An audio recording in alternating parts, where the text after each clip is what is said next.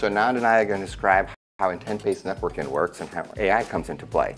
So 4 key areas. In the first, at the bottom, we have the infrastructure, which is the switches, the wireless APs, the routers, and so forth. On top is the intent. This is what the user wants to do. We take this intent, and then what we do is we translate it. And we basically translate the intent, what we want to do, into the network and security policies which we want to apply in the infrastructure. These network and security policies then are activate on the infrastructure.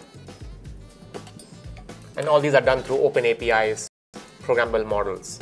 Exactly. Something that Cisco is very focused on open-based, on standards and open APIs, and this is all done through open APIs.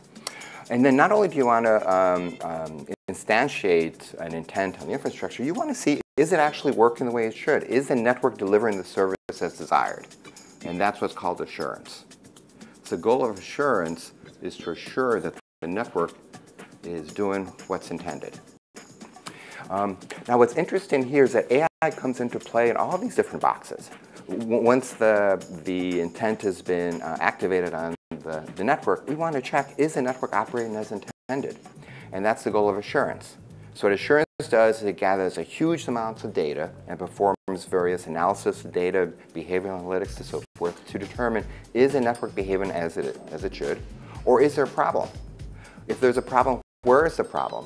What is the root cause of the problem, and how can we fix it? It then provides this feedback to the user, and the user then could say, hey, yes, I see that problem. I want to fix it as recommended. I'm going to instantiate that. It then gets instantiated in the infrastructure. And then we once again check to see if it works as intended. If it does, awesome. If not, we make additional changes.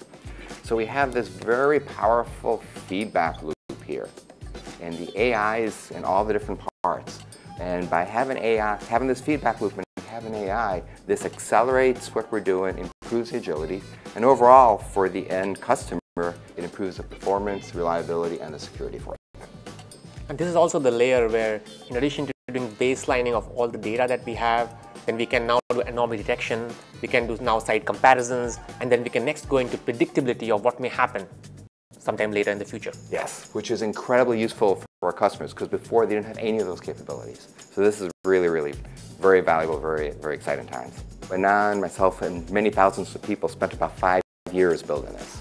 So the reason it's so simple is because we spent about 5 years building it, and we're continuing to invest to build more and more capabilities into the intent-based networking.